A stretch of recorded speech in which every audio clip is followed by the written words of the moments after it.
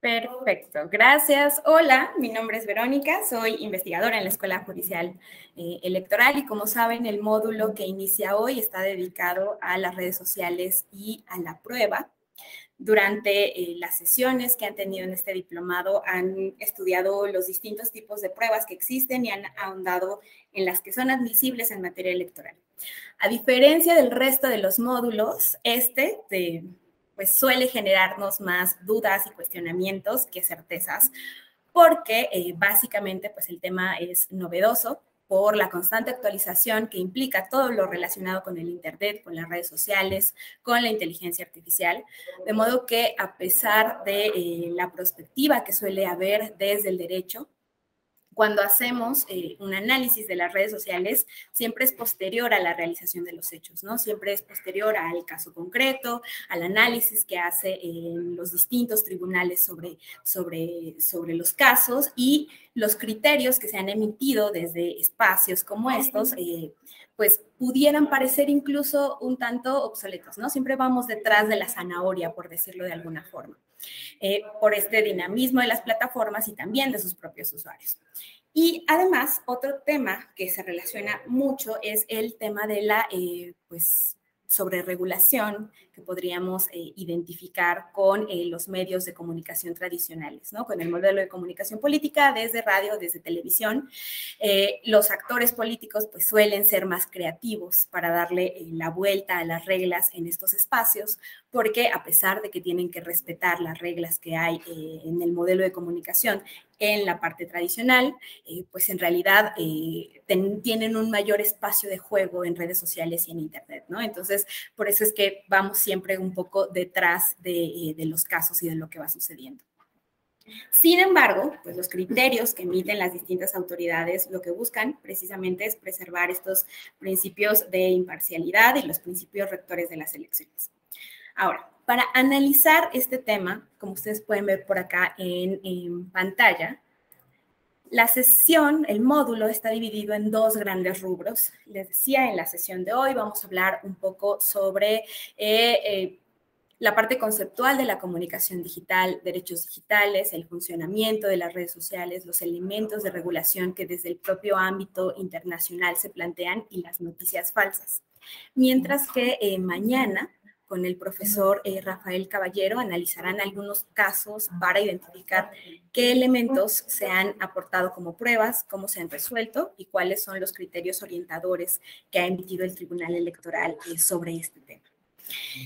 Entonces, para llegar al análisis, vamos por acá, de las características de las redes sociales, es importante que tengamos en cuenta qué es la comunicación digital y, en este sentido, conocer cuáles son los tipos de medios de comunicación que suelen identificarse, cómo se conceptualizan, y esto es importante dimensionarlo, aunque pudiera parecer un poco básico conforme vayamos avanzando. Seguramente, si ustedes han estudiado el diplomado en comunicación electoral o alguno otro de nuestros cursos dedicados a la comunicación digital, redes sociales, participación ciudadana, que tenemos por ahí disponible en la oferta académica de la EGE, ya tendrán esto pues bastante digerido. Sin embargo, es importante ser conscientes de dónde venimos y también pensar en cómo podríamos retomar ciertos aspectos de los medios de comunicación tradicionales para la comunicación digital.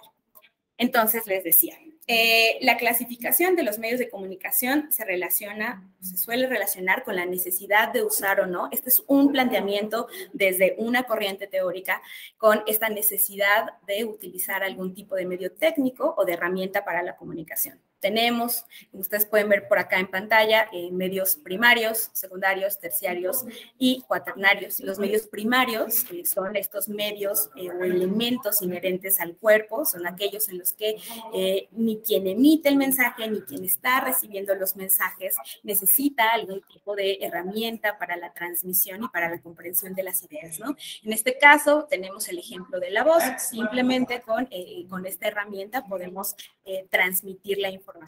En los medios secundarios hablamos de que, recordemos, este modelo muy básico de comunicación, tenemos un emisor, tenemos un canal mensaje y tenemos un receptor. Entonces, quien está emitiendo la información, los contenidos, sí va a requerir algún tipo de herramienta, algún tipo de medio técnico para transmitir esta información, pero quien la está recibiendo no es indispensable o no suele utilizar algún tipo de medio, ¿no? Entonces, aquí les ponía como ejemplo la escritura. Vamos a necesitar una imprenta, vamos a necesitar varios medios desde la emisión de los propios mensajes. Sin embargo, el análisis o la interpretación de los mensajes por parte del receptor, pues lo hace propiamente con la vista, ¿no? Ahora, en los medios terciarios, por su parte, pues implican que tanto quien está emitiendo estos mensajes como quien los está recibiendo cuente con algún tipo de herramienta técnica para la transmisión de la información, para esta decodificación y, por tanto, para su comprensión. Aquí ubicamos, o es lo que normalmente conocemos como los medios de comunicación masiva, ¿no? Radio, televisión.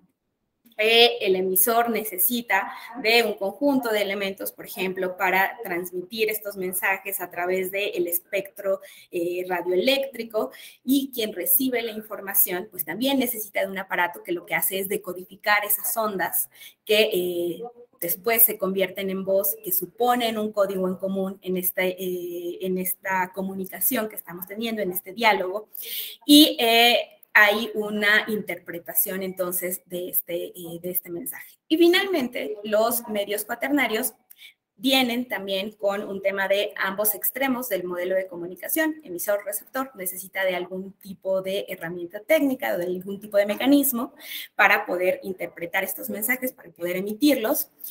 Sin embargo, tenemos la posibilidad de tener una retroalimentación. Esto es pues lo que se inserta con el Internet, con las redes sociales, con estas plataformas digitales, con la propia comunicación digital, ¿no? Hay una suerte de retroalimentación casi instantánea. Si bien cuando hablábamos de medios de comunicación tradicional, radio, televisión, algunas cadenas quizás pudieran poner pues medios de contacto, un teléfono, un correo electrónico, pues sabemos que esto no se puede hacer, la comunicación no se presenta en dos vías de forma inmediata, ¿no? No tenemos el elemento de la retroalimentación inmediata. Esto es lo que incorpora este modelo cuaternario. Entonces, voy por acá. Cuando hablamos de la comunicación digital, se refiere a este tipo de comunicación que las personas han establecido a partir de la aparición del Internet, de la expansión del uso de dispositivos tecnológicos que favorecen pues, su uso, su utilidad, y entonces supone el intercambio de ideas y de conocimiento a través de las tecnologías de la información. ¿Cuáles son las características generales que podemos identificar de la comunicación digital? Tenemos al menos estas 5 que ustedes pueden ver por acá en pantalla. Estamos hablando de la ubicuidad, de la autoría de contenidos desde los propios usuarios, de la viralidad, de la virtualidad y de la capacidad poco limitada. Es decir, cuando hablamos de ubicuidad, pues se supone que se pueden generar y acceder a contenidos desde cualquier lugar.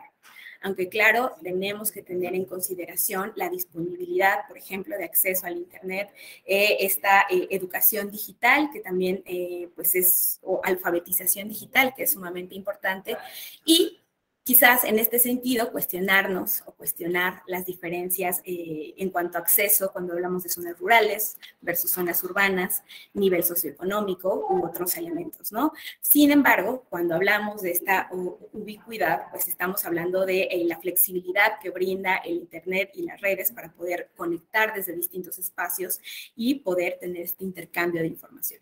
Por ejemplo, sabemos a grandes rasgos que el tema de la COVID impulsó de cierta forma este avance tecnológico en los distintos lugares del mundo y en los distintos ámbitos, ¿no?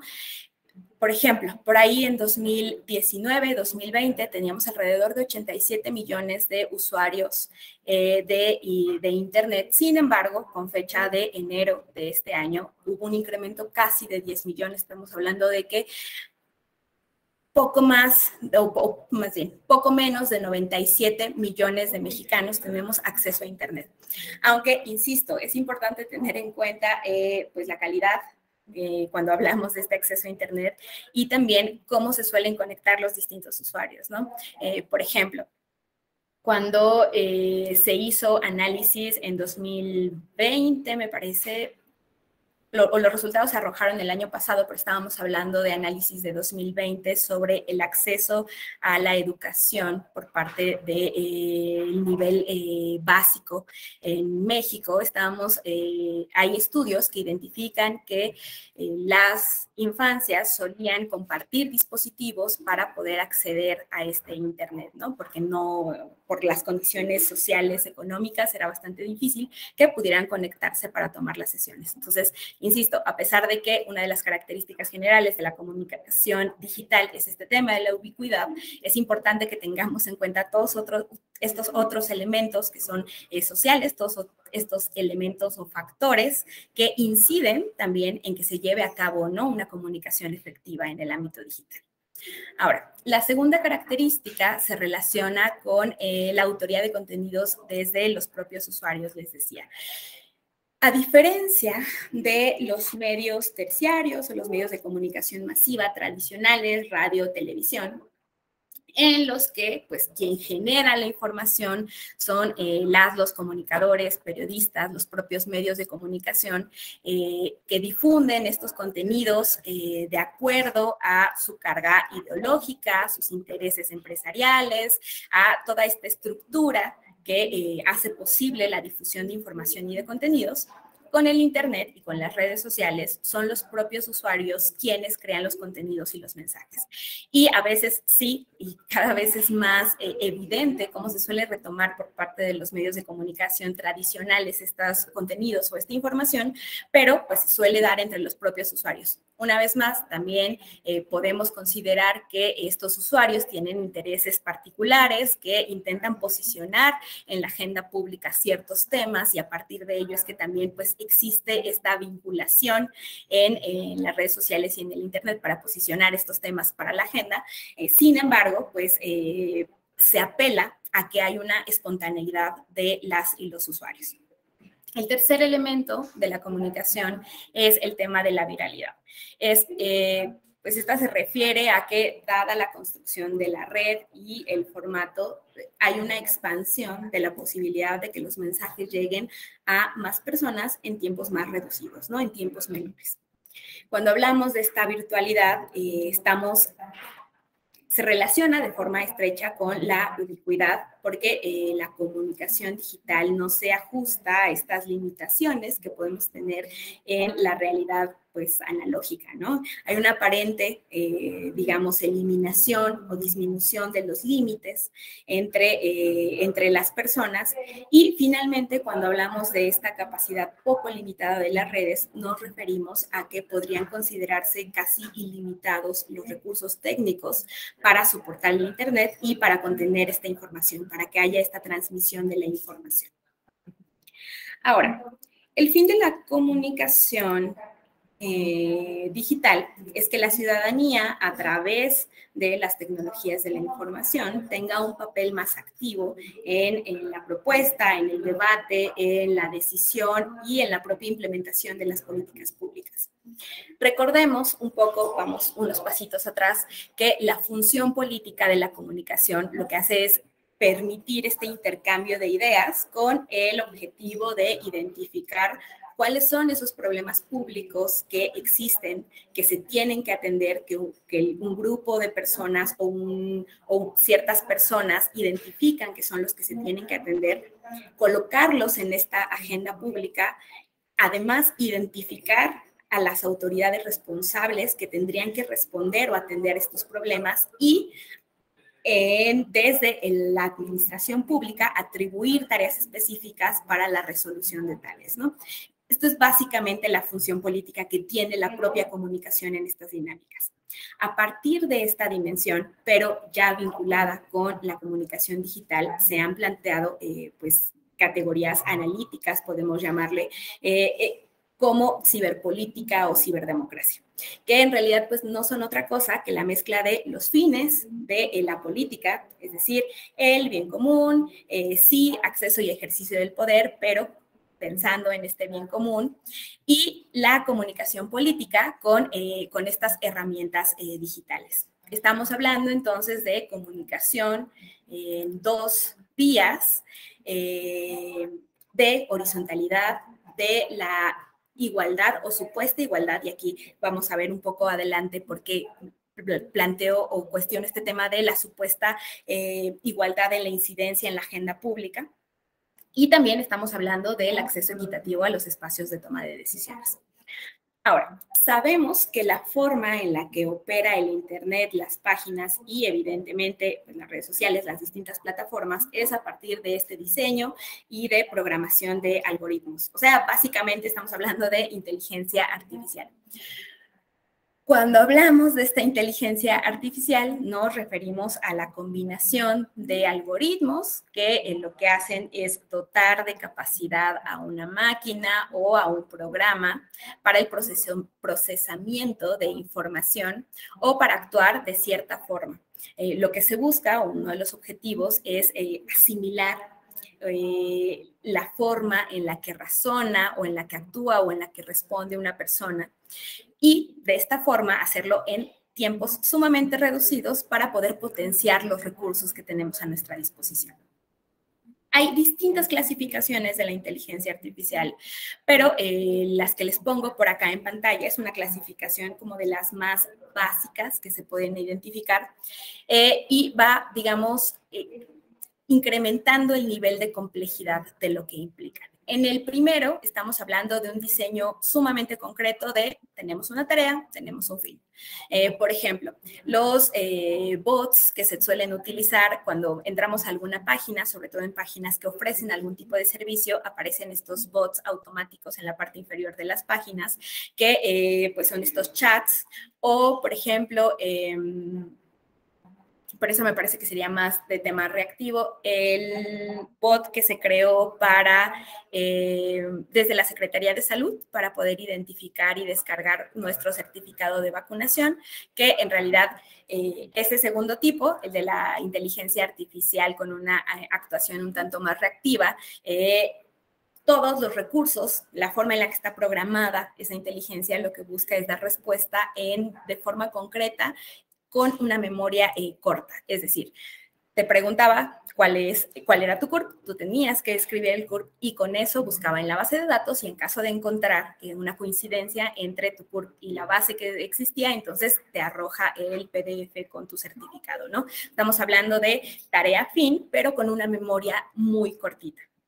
El tercer tipo lo que busca es imitar, digamos, el razonamiento humano replicándolo.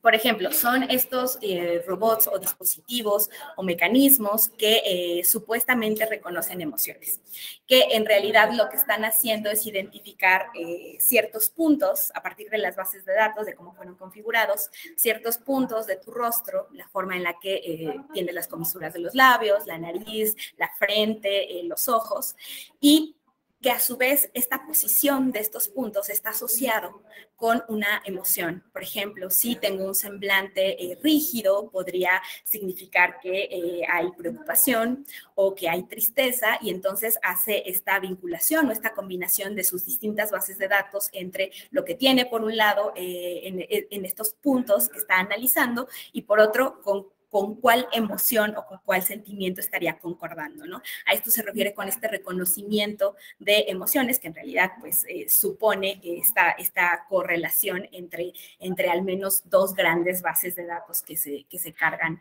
y que se configuran en este dispositivo. Y un cuarto tipo de inteligencia artificial, pues es aquella que se enfoca a encontrar una forma más racional de razonar. ¿A qué nos referimos?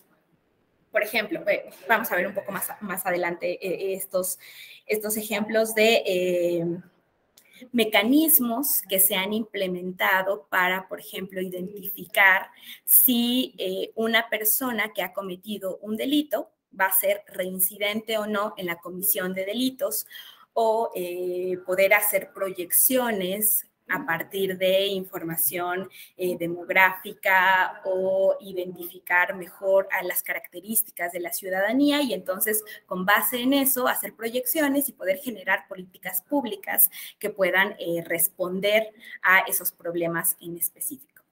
Entonces, si bien la inteligencia artificial desde este mapeo muy rápido, muy general, representa diversos beneficios a la humanidad, como esta optimización de los recursos, les decía, de tiempo, monetarios, financieros, etcétera, también implica pues esta eficiencia en los propios procesos, pero supone toda una transformación organizacional que pudiera incidir quizás de forma negativa en el número de empleos y en las condiciones laborales de las personas, ¿no? En la propia relación que tenemos dentro de una comunidad política. O, por ejemplo, ya en el tema que nos atañe en posibles vulneraciones a la privacidad o en la toma de decisiones para esta resolución de problemas públicos a partir de información o de elementos que pudieran incluso llegar a ser discriminatorios.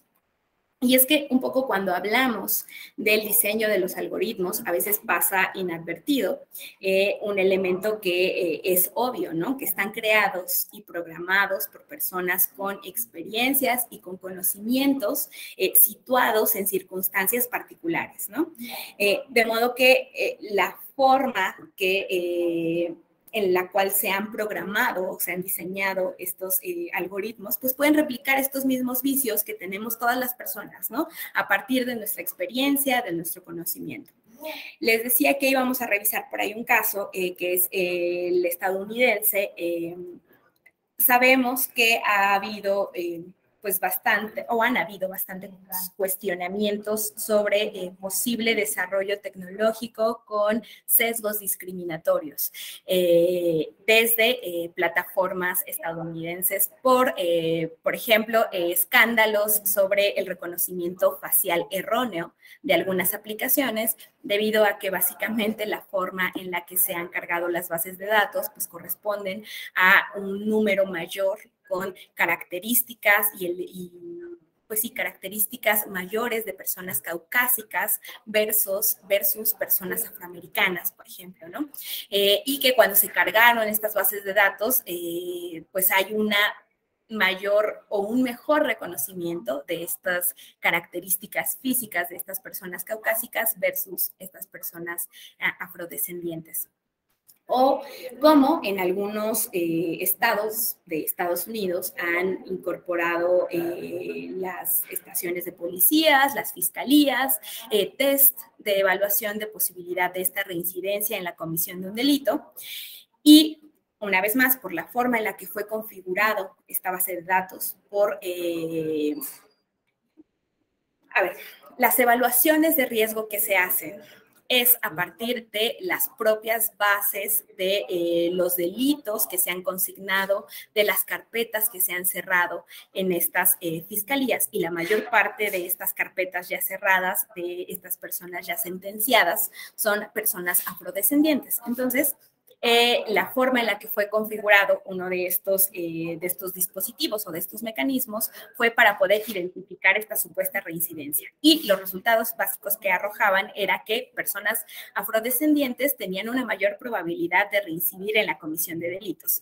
Pero cuando te vas a las entrañas del algoritmo, de este procesamiento de la información, se puede identificar que esto puede responder no a un tema de prospectiva lógica, digamos, sino que tenemos en la base de datos una mayor cantidad de personas procesadas que provienen de o que son afrodescendientes versus caucásicas.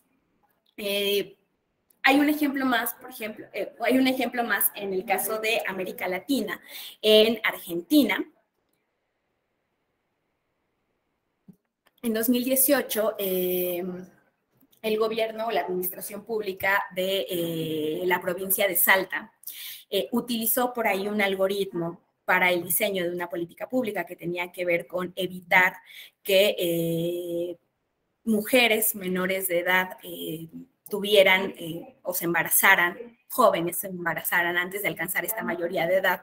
Y entonces hicieron un análisis en esa provincia y lo que identificó este algoritmo es que las mujeres que todavía no alcanzaban la mayoría de edad y que además tenían condiciones socioeconómicas de rezago, que tenían problemas con un menor ingreso económico o poca estabilidad económica, lo que identificó este algoritmo es que iban a tener una mayor probabilidad de quedar embarazadas. Sin embargo, estos resultados que se dieron por parte del gobierno de la provincia de Salta fueron bastante cuestionados por la propia Universidad de Buenos Aires, porque lo que decía su laboratorio de inteligencia artificial es que la forma, de entrada, no fueron claros cuáles fueron los datos que se identificaron o que se usaron para alimentar a este algoritmo y cómo fue procesada esta información. Entonces, lo que decía el laboratorio es que la forma en la que fue configurado el algoritmo estaba replicando sesgos. Otro cuestionamiento era que habían sido, pues, si no apoyados del todo, pero sí había tenido una fuerte incidencia la Iglesia Católica en el desarrollo de este algoritmo y que entonces básicamente lo que decía la universidad era que la metodología que estaban utilizando no era la metodología más adecuada, que la configuración del propio algoritmo no era claro y que entonces se estaban reproduciendo estereotipos discriminatorios hacia mujeres jóvenes y de escasos recursos. Es importante tomar en cuenta cómo se configuran estos algoritmos, principalmente porque pues el desarrollo tecnológico sabemos que se ha incorporado con un mayor ahínco en la toma de decisiones públicas, en la propia implementación de políticas públicas. Y entonces, si no tenemos muy claro de dónde viene la información, cómo se está procesando, en realidad no va a haber una respuesta a esos problemas que desde la propia ciudadanía, desde la propia organización civil, están tratando de insertarse en la agenda para que sean resueltos, ¿no? La solución que tenemos, por una parte, no va a corresponder al problema público que está situado, que está ubicado e identificado, y entonces en realidad pues es un desgaste de recursos y este problema público que tenemos del otro lado pues va a seguir incrementando, ¿no? De ahí la importancia de poder hacer un análisis previo a poder resolver todos estos asuntos. Ahora, como sabemos que cuando hablamos de Internet, redes sociales, inteligencia artificial, pues es algo que llegó para quedarse, se va a ir complejizando y que es necesario contar con mecanismos, con principios, con lineamientos que nos permitan contrarrestar estos posibles problemas derivados de ella. Tenemos algunos instrumentos que se han planteado para para paliar estos posibles efectos negativos, ¿no? Como el Código de la Comisión Europea para el Desarrollo de Inteligencia Artificial, que básicamente lo que plantea es que pues la inteligencia artificial tiene que estar supervisada siempre por personas, que deben existir apropiadas medidas de contingencia o de respuesta ante cualquier tipo de eventualidad, que estos pues, sistemas deben de ser resistentes, por una parte, a cualquier tipo de hackeo, a cualquier tipo de intento de vulneración de los datos que están, con los cuales están configurados, pero al mismo tiempo resilientes, y que deben existir estos planes ante algún evento que pudiera implicar poner en riesgo esta configuración del algoritmo de la inteligencia artificial. Además, conforme han pasado los años, ha incrementado la necesidad, o las personas hemos puesto un mayor énfasis en el tema de la privacidad de los datos, y esto también se recupera en este código de la comisión, sobre que tienen que existir transparencia y se debe garantizar la privacidad de los datos que se están utilizando para la configuración de esta inteligencia artificial en todo el ciclo que implique, que debe existir esta transparencia para poder incluso reconstruir este algoritmo o reconstruir esta inteligencia artificial. Les decía, uno de los principales elementos que habían sido cuestionados con estos resultados que se arrojaron se arrojaron en el tema de Argentina, es que pues no se tenía claro cuáles fueron los datos que se utilizaron para poder hacer análisis en la provincia, pero que además no se explicó cuando se cuestionó al gobierno de la provincia cuál era la metodología, no pudieron explicar claramente. Y en este código de la comisión lo que dice es, debe de existir claridad o transparencia en cómo fue configurado el algoritmo, porque cualquier otra persona podría hacer una réplica, claro, si tuviera estos mismos datos, pero podría hacer una réplica de cómo está funcionando esta inteligencia artificial y entonces identificar si la forma en la que se está comportando y está respondiendo y entregando resultados es la adecuada o no. Y por último, hay dos principios más o dos temas más que toma en consideración el código de la comisión, que es el tema de la diversidad social, es decir, que desde la propia configuración y el desarrollo de esta inteligencia artificial, del algoritmo, se tenga identificado o sea posible cargar bases de datos con una mayor pluralidad y de nuevo, recupero el primer principio que tiene que ver con la supervisión humana, porque lo que se busca es evitar cualquier tipo de sesgo discriminatorio, ya sea de forma directa o de forma indirecta. Y les decía, el último tema es que el desarrollo tecnológico debe tener en cuenta, o así lo plantea el código, el impacto social o medioambiental que pueda tener con su propio desarrollo, es decir, que tiene que ser sostenible y ecológicamente responsable. Sin embargo, pues esto en el papel, en el código está muy bien. Sabemos que el tema del medio ambiente es algo que está muy presente recientemente en estos años, pero pues también sabemos que cuando hablamos del uso de tecnologías, por ejemplo, ahora que está tan de moda el tema del litio en la agenda nacional, sabemos lo que implica la extracción del litio, ¿no? Sabemos que por la forma en la que se extrae, por esta decantación que se tiene que hacer, implica un impacto negativo en el medio ambiente debido a la cantidad enorme de agua dulce que se tiene que utilizar para este proceso de decantación, para poder extraer el litio. Y que pues este uso de un recurso no renovable aunado al impacto que tiene en la zona por la extracción, pues provoca un desequilibrio en la fauna y en la flora, ¿no? Entonces, cuando hablamos desde el propio código de la comisión, pues sí estamos hablando de que tiene que existir este desarrollo sostenible y ecológicamente responsable con el desarrollo de la tecnología. Sin embargo, pues también no podemos dejar a un lado, no podemos ser omisos en las implicaciones reales que tiene el desarrollo de la tecnología para poder seguir sosteniendo estos procesos y seguir mejorando y reduciendo el uso de recursos, ¿no? De cualquier tipo de recurso económico, tiempo, humano, etc. Luego, vamos. Entonces, cuando hablamos del Internet, es posible identificar también por ahí una serie de derechos digitales como el derecho a la intimidad, el derecho a la rectificación y al olvido, en caso de que se difundan mensajes que vulneren el honor o la dignidad de las personas. El derecho a la neutralidad del Internet, que se refiere a que los proveedores de servicios de Internet pues deben de ser transparentes en su oferta de servicios, evitando cualquier tipo de discriminación. Tenemos también, por ejemplo, el derecho a la seguridad digital sobre pues, la información que se está difundiendo en Internet por las y los usuarios y asociado el tema del derecho a la protección de los datos en general y específicamente cuando hablamos de los datos de personas menores de edad, ¿no? Para poder evitar cualquier tipo de vulneración a su dignidad, a su desarrollo y a su honor. Y a estos derechos se le suman, claro, el derecho a la libertad de expresión, de información, de asociación, etcétera. Todos estos derechos que ubicamos y reconocemos.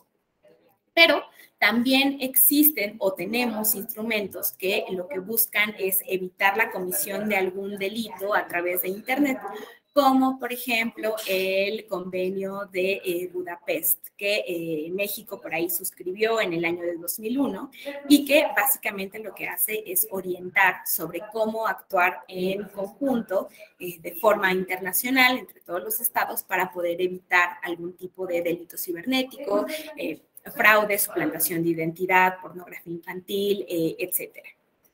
Ahora, ya que tenemos este panorama de comunicación digital, desarrollo de inteligencia artificial, algoritmos, los derechos que se protegen, pasemos propiamente al tema de las redes sociales. Cuando hablamos de las redes sociales, esta categoría de análisis de red social ha sido utilizada por distintas disciplinas desde mucho antes del propio desarrollo tecnológico, ¿no? Desde antes de que existiera el Internet. Y se refiere a estos vínculos entre personas que comparten intereses, que forman parte quizás de un grupo, de una estructura social, llámese familia, comunidad, etcétera, escuela, compañeros de trabajo. Y, por ejemplo, desde la sociología y desde la propia antropología, permite identificar los tipos de roles que se juegan dentro de tales estructuras. Permite identificar cómo se da el intercambio de información o de significados, cómo se interpretan o cómo se decodifica la información, si se comparten o no se comparten estos códigos, lenguaje, símbolos, nociones, etcétera, ¿no? Esto es básicamente lo que nos permite esta categoría de análisis de una red social. Ahora, con la introducción del Internet, de las tecnologías de la información, se retomó este concepto de las redes sociales o de una red social para analizar las relaciones humanas, la forma en que se vinculan las personas, que se transmite la información, estos roles que se juegan en este espacio sociodigital y con el impulso desde las tecnologías de la información, ¿no? Y, digamos, para esta promoción de nuevos vínculos entre las personas. Entonces, aunque con la centralización, por ejemplo, de las aplicaciones, que es cada vez mayor, se parecen, existen aplicaciones, plataformas que son similares, lo cierto es que no fueron concebidas de esta forma, ¿no? Vamos a ver muy rápidamente cuáles son los tipos de redes sociales que podemos identificar. ¿Y por qué les digo que vamos a revisarlos muy rápidamente? Porque, insisto, si bien cuando fueron planteadas hace unos 20 años, quizás un poquito más, cuando fueron planteadas las primeras plataformas, había una clasificación un tanto más específica de los fines o los objetivos que tenía cada una de estas. Con el paso de los años, con la propia impulso que ha tenido la industria, las empresarias, pues en realidad se ha tratado de que estas grandes plataformas se vayan comiendo o vayan comprando otras redes sociales, y entonces ahora parece que todas son la misma, ¿no? Aunque en el fondo, en su estructura, en su propia configuración, pues sí existen distintos tipos de redes sociales. Ustedes pueden ver por acá en pantalla varios tipos, les decía, son 10 distintos. Las primeras, que son estas redes para conectar, pues son las que todos ubicamos, que quizás tenemos más cercanas, Facebook, Twitter, LinkedIn. Estas redes sociales pues son las más conocidas y quizá justo por eso, porque son las más conocidas, las personas suelen encasillar en este tipo a todas las redes sociales. Básicamente lo que permiten es conectar a las personas, a las organizaciones, para que puedan compartir información e ideas de una forma muy sencilla, fomentando la idea o la noción de que hay una pertenencia a un grupo o a una comunidad. En estas redes, en las segundas, en las que se refieren al intercambio de contenido multimedia, tenemos ejemplos como Instagram, TikTok, YouTube. Estas lo que permiten o ponen un mayor énfasis en el tema de fotos, video, audios, sonidos, videos en vivo. Y las diferencias que podíamos ubicar entre estas redes de intercambio de contenido multimedia y las redes en general se ha ido borrando, justo les decía, por esta orientación o una disculpa, por esta orientación a ir retomando varios elementos de las distintas redes sociales. Sin embargo, cuando hablamos de este contenido multimedia, lo que prevalece es eso, es la imagen, es el sonido, es el video. Ahora, tenemos, por ejemplo, estos espacios de foros de debate, que son una de las formas más antiguas que podríamos identificar de las distintas redes sociales. Algunos de ustedes ubicarán por acá Quora o Reddit, quizás suelen utilizarlos un poco más. A estos sitios suele ingresarse precisamente para identificar de qué está hablando las personas, pero también porque hay comunidades ya muy bien definidas, ¿no? Y entonces esa información o conocimientos o intereses ya muy bien procesados se suelen retomar y quizás un poco de una forma un tanto más superficial se llevan a estas otras redes para conectar o de contenido multimedia. Pero hay una discusión, que eso es básicamente lo que permiten y lo que fomentan, que hay un mayor diálogo, una mayor discusión en estos foros para analizar los distintos temas. Ahora, cuando hablamos de estos foros de debate, quizás uno de los alicientes para que exista un mayor uso por parte de las y los usuarios es el tema del anonimato. Si bien puedes crear una cuenta y eso te permite pues tener una mejor organización de tu red, en realidad también puedes ingresar simplemente para poder tener acceso a la información sin tener que firmarte de alguna forma y participar en el diálogo y participar en el debate sin que las otras personas reconozcan quién eres, ¿no? Entonces, quizás este anonimato pues crea un espacio un tanto más seguro en línea, sobre todo en este tipo de foros, porque vamos a ver por ahí que existen por ahí en este último tip, bueno, penúltimo tipo, que es el 9, algunas redes sociales que están un poco más enfocadas en generaciones, pues, en la colita de los millennials o en los centennials con temas de anonimato, sobre todo para personas menores de 12 años que te permiten, bueno, ahorita que lleguemos ahí, revisamos los nombres porque la verdad no recuerdo muy bien a cuáles nos referimos. Ahora, existen todas estas plataformas de marcadores y de organización de contenidos. Ustedes quizás ubicarán Pinterest, Flipboard, que lo que hacen pues es que ayudan a las personas para descubrir, para guardar, compartir y analizar distintos contenidos, que en realidad la interacción que se tiene entre los usuarios suele ser mucho menor, es casi mínima, y que se convierten más en una relación o en un vínculo de producto versus consumidor, ¿no? Se pueden crear colecciones, etcétera. Tenemos estas redes de reseñas de consumidores como Yelp, TripAdvisor, etcétera. Y estas tienen como principio, pues, la confianza en el otro y la colaboración, ¿no? Estas redes lo que permiten, pues, son las reseñas de los consumidores. Este es el valor del contenido que pueden identificarse de productos, de servicios, de lugares, etcétera. Y entonces hay una mayor confianza en lo que nos están diciendo las otras personas de esos espacios, ¿no? No es propiamente lo que la empresa está diciendo, lo que el lugar de moda está diciendo, sino hay una confianza en los otros usuarios.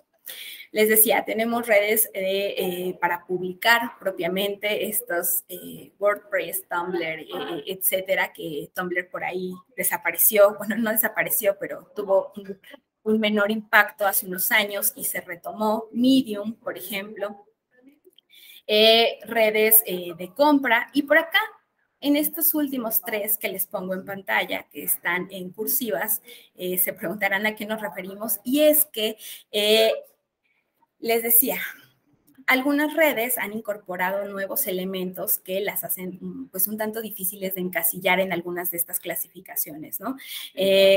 Ahora tenemos también en Facebook Meta esta opción de comprar o de vender, pero lo cierto es que en este tipo de redes, pues lo que prevalece o su objetivo, lo que las define son precisamente estos elementos. A ver, pasemos por acá. Más allá de estas distintas características o distintas clasificaciones que se pueden identificar de las redes sociales,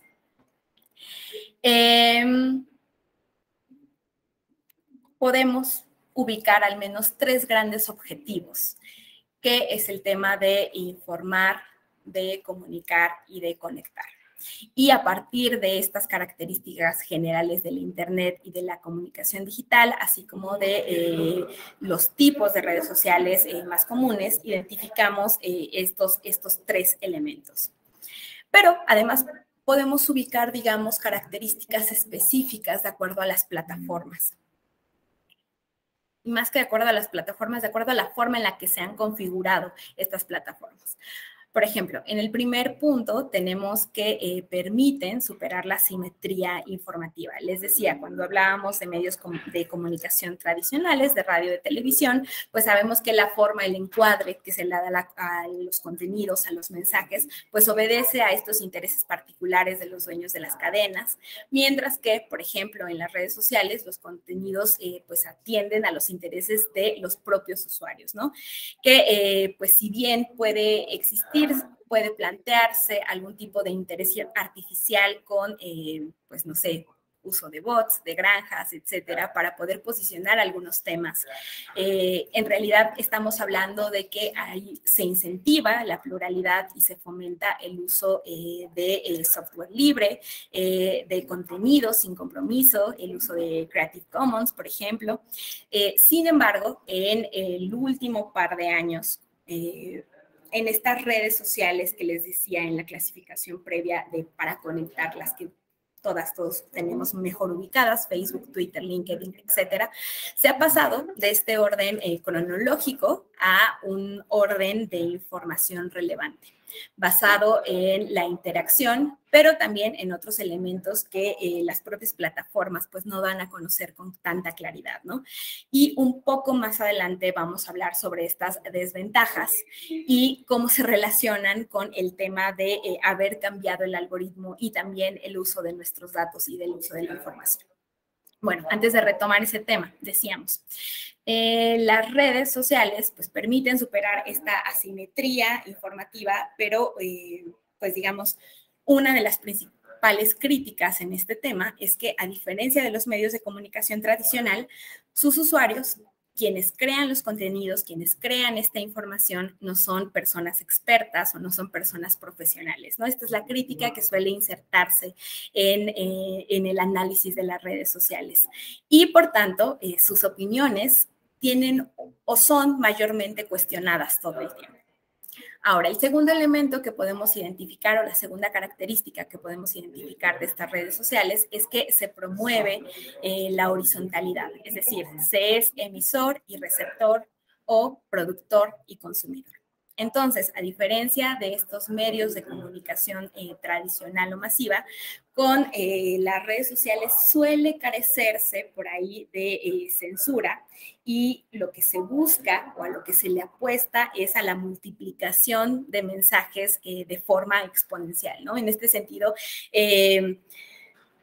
pudiera identificarse que son un tanto indiferentes ante pocas respuestas, a diferencia quizás de radio, de televisión, aunque esto también es cuestionable, ¿no? Sabemos que si no hay interacción con cierto contenido que está publicado en Internet o en alguna plataforma, en una red social, entonces va a tener un menor alcance, ¿no? Entonces tendríamos que por ahí, por eso les decía hace un rato, tenemos que identificar a qué nos referimos con esta supuesta igualdad en la incidencia en la agenda y al mismo tiempo en esta horizontalidad. Es decir, sí va a existir una retroalimentación, sin embargo, es muy probable que si estamos hablando de dos personas usuarias, una con un gran capital simbólico y otra con no tanto o nulo o pocos seguidores, entonces la interacción que van a tener va a ser una interacción asimétrica, ¿no? A menos que algún otro usuario que tiene un fuerte capital simbólico y de contenidos y seguidores retome a este usuario, entonces sí se puede como enriquecer y tener una mayor incidencia en esta agenda. De otro modo, vamos a estar hablando de la existencia de pluralismo, sin embargo, pues de contenidos que no van a ser propiamente recuperados. Ahora, les decía, esta tercera característica se relaciona también con que se incentiva el pluralismo. Las redes sociales como entendidas como este escenario de intercambio que brindan mayor acceso a las personas, a diferencia de los medios tradicionales, y en este sentido se plantean en el espacio público digital diversas discusiones en las que puede participar cualquiera, y esta participación genera un bien comunicativo que de cierta forma va mejorando al contenido, ¿no? Que mejora el medio y que también lo que trata de retomar es mejorar en cierto sentido esta interacción que se da entre los distintos usuarios. No sé si han escuchado, si han estado por acá en nuestro diplomado del procedimiento especial sancionador y derechos humanos, por ahí cuando retomamos en el módulo que tengo la oportunidad de platicar con ustedes, el tema del libre mercado de las ideas, que básicamente plantea que en la búsqueda constante de la verdad se deben admitir pues, todas las ideas en el espacio público, todas estas opiniones, con independencia del contenido, de los mensajes que se estén difundiendo, y también con independencia de la mayor o menor aceptación que tengan en determinado contexto social y político. Esta teoría, por ejemplo, señala que el Estado tiene como obligación primaria o fundamental esta neutralidad ante los mensajes o ante los contenidos. De modo que, digamos que no existen personas, grupos o ideas que sean excluidas de forma a priori en el debate público. Y entonces, a diferencia de los medios tradicionales de comunicación, las redes sociales, el Internet, permiten que voces distintas y disidentes quizás de estas ideas hegemónicas, pues tengan un espacio para poder compartir y dialogar, de modo que se puedan construir otros relatos, otros contenidos posibles que se puedan poner sobre la mesa, sobre este espacio público digital, otras formas de analizar los intereses y analizar los problemas públicos, políticos, económicos y sociales, ¿no?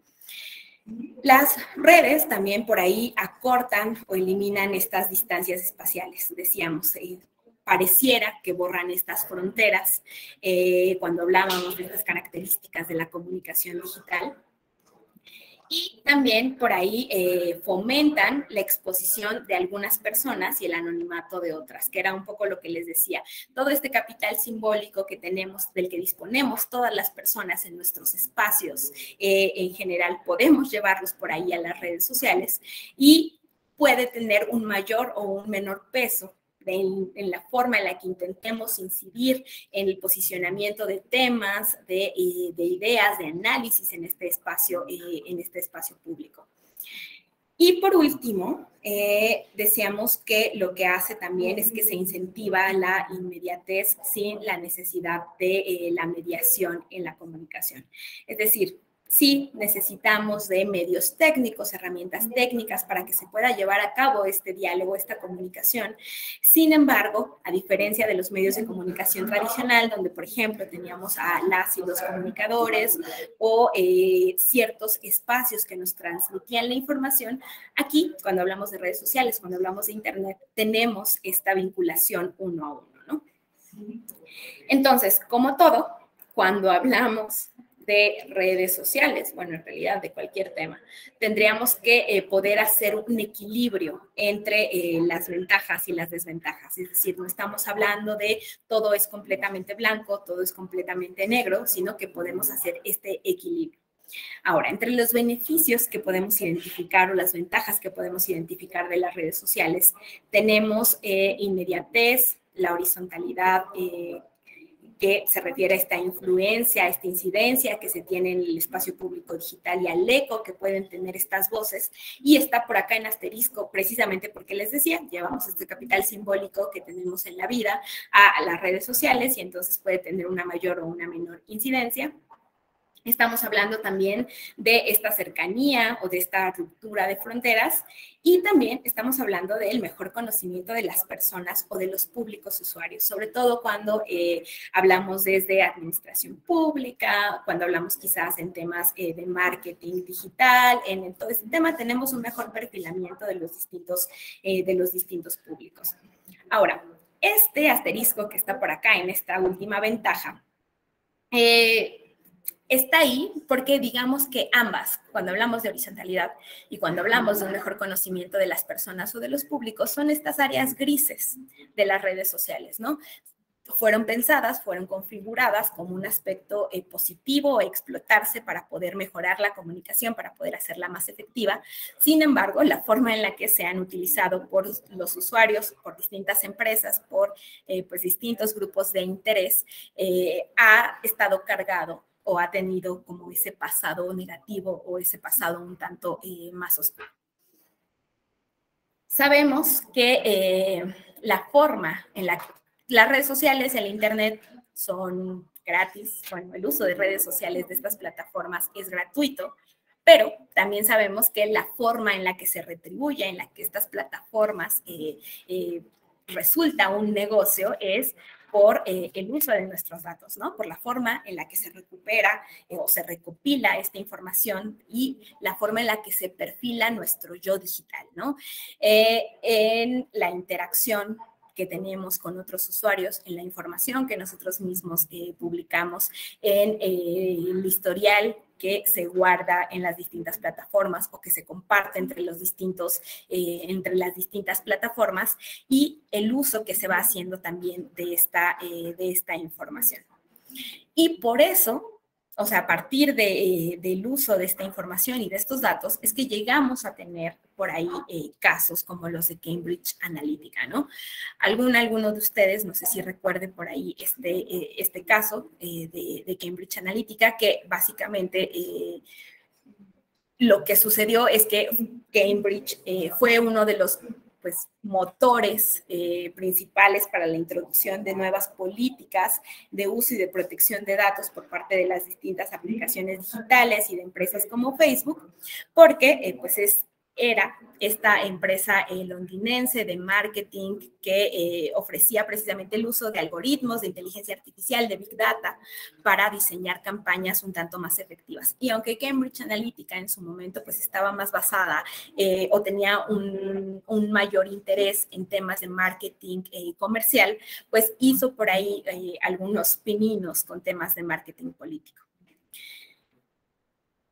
¿Qué es lo que pasa cuando diseñamos una campaña, cuando hacemos este análisis o este perfilamiento de las personas para el diseño de una campaña desde lo no digital, ¿no? Cuando quizás estamos por ahí apoyando alguna candidatura o estamos trabajando en algún equipo de diseño de campaña, pues básicamente se tiene que hacer una identificación de cuál es nuestro perfil, cuál es nuestro electorado, ¿no?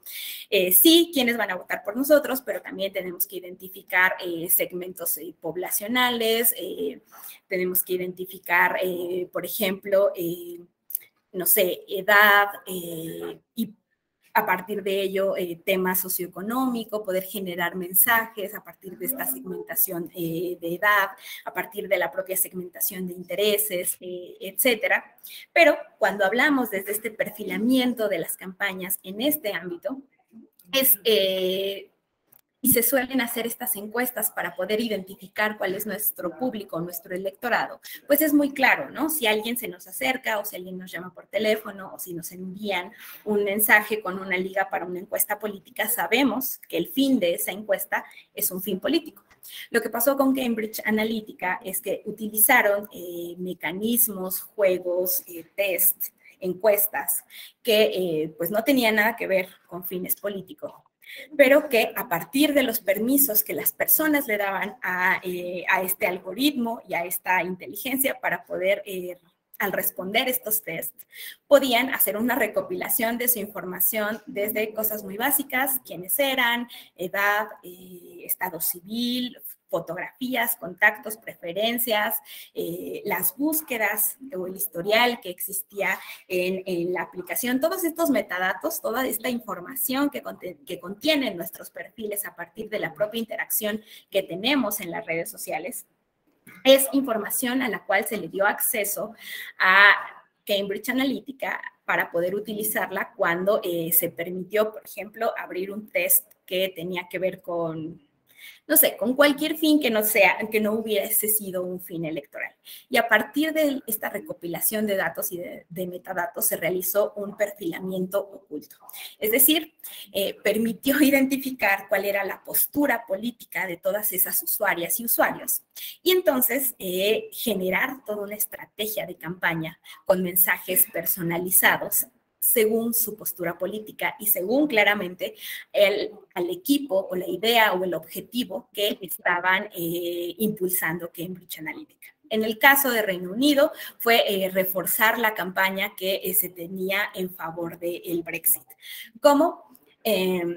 Recuperando o intentando llegar a quienes estaban, a todas estas personas indecisas, pero también reiterando este discurso de cómo es que a pesar de que el Reino Unido es un estado, era la nación que tenía una mayor aportación de recursos a la Unión Europea, no tenía una mayor retribución, ¿no? Entonces, esta idea de un desequilibrio o de una aportación inequitativa, por ejemplo, o sobre cómo el hecho de rescatar a Grecia o a Italia cuando este tema de estancamiento económico, de estos problemas económicos que hubo en estos dos estados, como el hecho de que la Unión Europea utilizara recursos en general para poder rescatar a estos dos estados, pues implicó este estancamiento de la economía en la región, ¿no?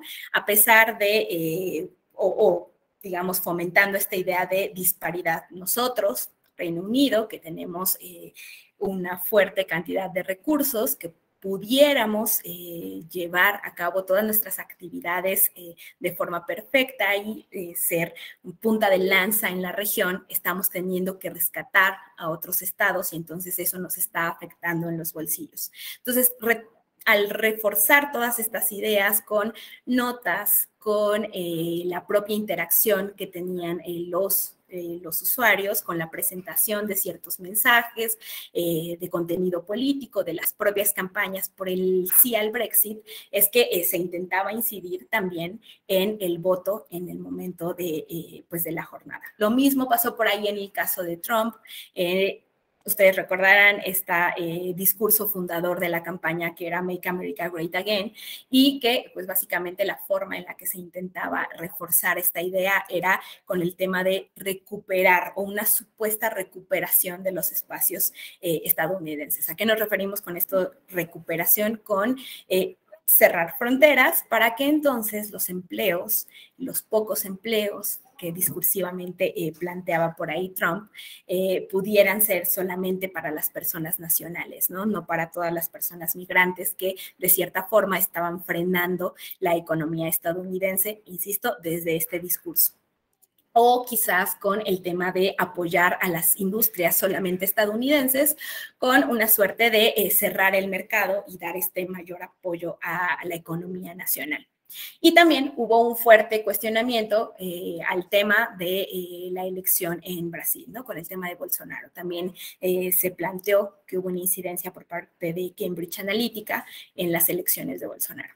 Y entonces se generaron señalamientos por parte de los distintos gobiernos, se llamó por ahí a juicio a Zuckerberg y se introdujeron distintas modificaciones al diseño de las plataformas que pues impactaron en el uso de los datos, en el uso de las políticas de los usuarios. Y entonces les decía, estos dos asteriscos que vemos por acá en los beneficios de las redes sociales, pues en realidad se refieren precisamente a esas posibles zonas grises de las redes, ¿no? Que estaban pensados como ventajas, pero en realidad fueron usados de forma negativa. Ahora, ¿qué es lo que pasa con las desventajas de las redes sociales? Tenemos ciberacoso, que vamos a ver un poquito más adelante también al respecto, qué es lo que ha sucedido o qué es lo que se nos plantean desde los distintos instrumentos para evitar la discriminación y el acoso cibernético. Pero bueno, tenemos ciberacoso, tenemos esta llamada burbuja informativa o caja de resonancia, quizás también les suene de esta forma, que básicamente lo que plantea es que si los algoritmos que usan las redes se alimentan de mis propias interacciones, de las interacciones que tengo con otros usuarios, con otros contenidos. Entonces, pues la forma en la que se retroalimentan y se me presenta la información están relacionados propiamente con estos temas, con cuáles usuarios interactúo más. A pesar de que exista esta inmensidad de información en la web, los temas de mi interés pues son temas contados, ¿no? Quizás son distintos abordamientos, pero los temas son más reducidos, ¿no? Entonces, a partir de esta interacción es que se va presentando la información y entonces esto se refiere con esta burbuja. Hay un mundo allá afuera, pero en realidad todos los contenidos que yo estoy consumiendo, se relacionan con esta interacción, ¿no? No puedo recurrir, o bueno, aunque pudiera recurrir a múltiples fuentes, es muy probable que la mayor parte de contenidos y de mensajes que yo tenga a mi disposición sean temas que son de mi interés. Otro tema es la sobreexposición y el supuesto borrado de límites a la privacidad. ¿A qué nos referimos con esto? Hay autores que plantean que la comunicación digital es, pues, en parte y responsable de la creciente cultura de la indiscreción y de la pérdida del respeto, ¿no? Así es como se plantean. Por ejemplo, Byung-Chul Han, quien pues lo que hace es enfatizar en que esta supuesta transparencia que tenemos en redes sociales, en realidad se trata de un engaño, ¿no? Porque se enfatiza en que los elementos que se comparten en las redes sociales, dependiendo también del tipo de red social, en realidad destacan elementos positivos normalmente, ¿no? Y elementos muy cuidados. Entonces, aunque estamos en una sociedad de la transparencia, este es el libro en el que plantea este elemento, en realidad es la transparencia que cada usuario quiere plantear, ¿no? La imagen que intenta formar de sí mismo en el ámbito digital. ¿Recuerdan los abogados en la sesión de hoy? No sé si recuerden este panóptico de Bentham. ¿Quién lo recuerda por ahí?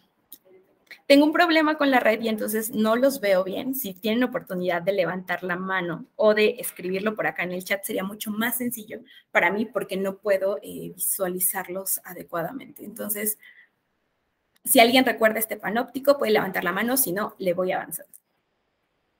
¿Sí, no? Su silencio será un no.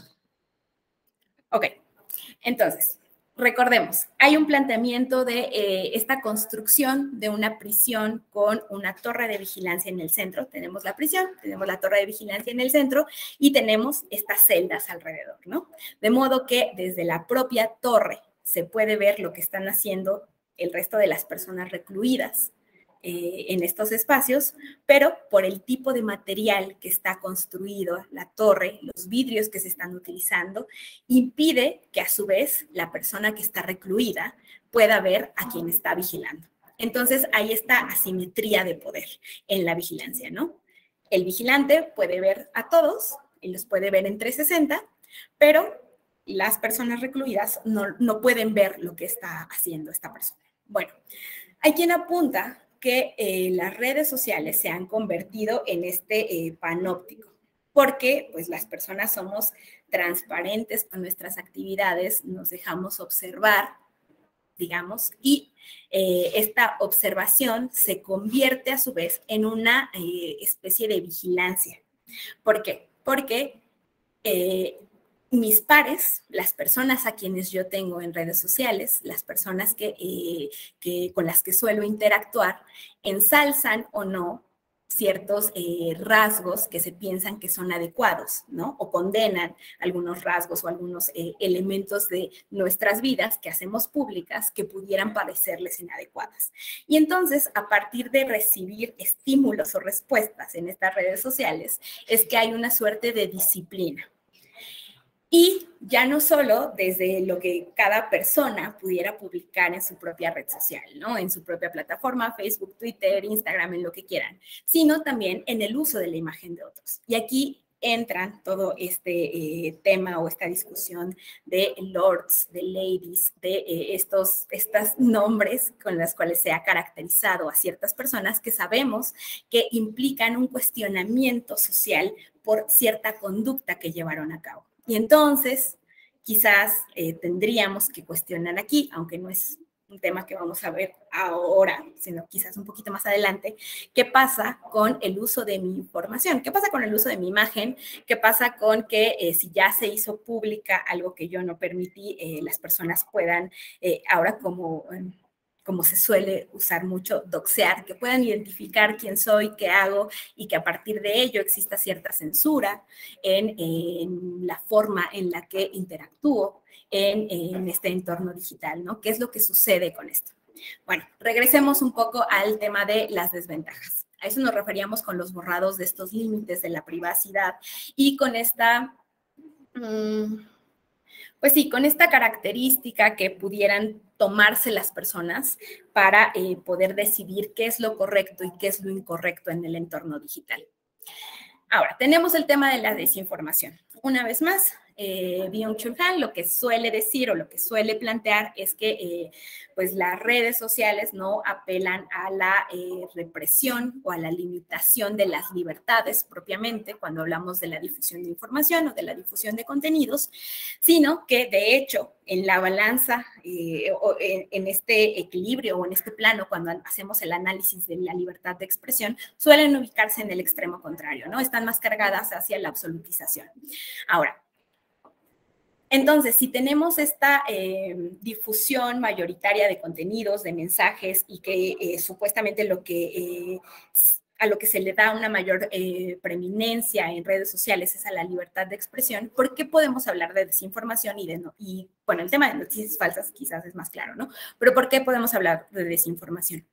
Bueno, lo que nos dice este autor, este filósofo, es que a través del uso constante de redes sociales, de Internet, a través del consumo constante de estos contenidos, se incita a opinar continuamente, a compartir, a participar, a comunicar nuestros deseos y necesidades. Y entonces esta hiperactividad nos lleva a la desinformación, no por la falta de flujos de mensajes o de flujo de análisis o de contenido sobre los temas, sino por la dificultad que supone poder distinguir en todo este mar de opciones, en toda esta información que hay disponible en el Internet, la información que pueda llegar a ser de valor para cada persona o que pueda tener una mayor incidencia para determinado tema.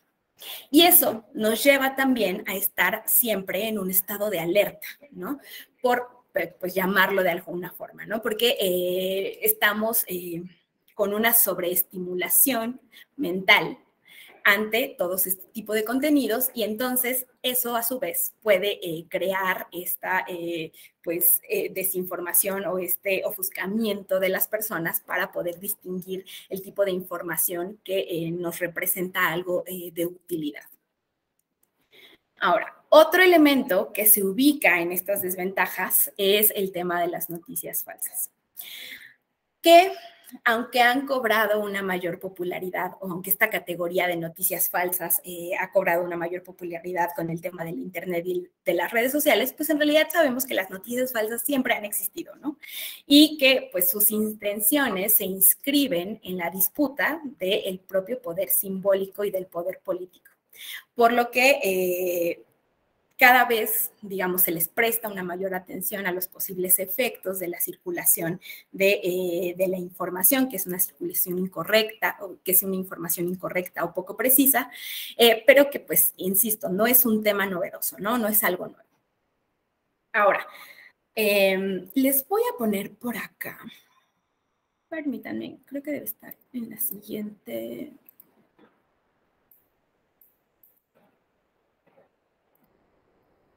Les voy a poner este video y les pediría si podemos poner atención para platicarlo en cuanto termine. Es muy cortito, vienen con subtítulos. Bueno, antes de que pasemos con el tema de los 3 grandes modelos de regulaciones de redes sociales, me gustaría escucharlas y escucharlas con el ¿Qué opinan sobre este video? ¿Quién se anima a compartirnos su opinión? Les decía, cuando hablamos de estas noticias falsas es algo que siempre ha existido, que seguramente va a seguir existiendo y se va a seguir mejorando, ¿no? Y algo que no les mencioné por ahí es el tema de la posverdad, que básicamente es este concepto que también se ha popularizado bastante con el internet y con las redes sociales, pero que se refiere a que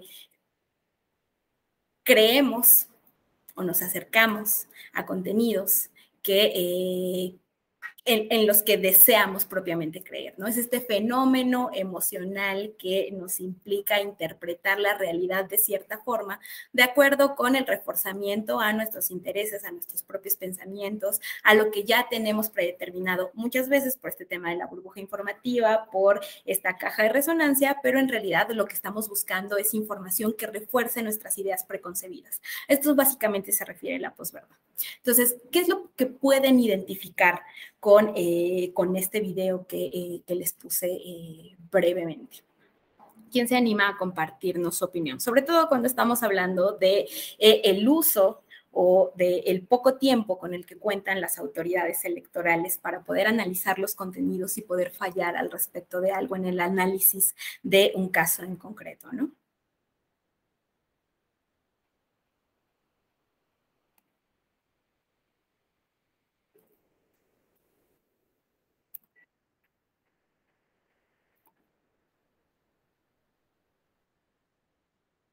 ¿Quién se anima a compartirnos? Puede ser en el chat, si no quieren abrir el micrófono o si no pueden abrir el micrófono, pueden hacerlo directamente en el chat.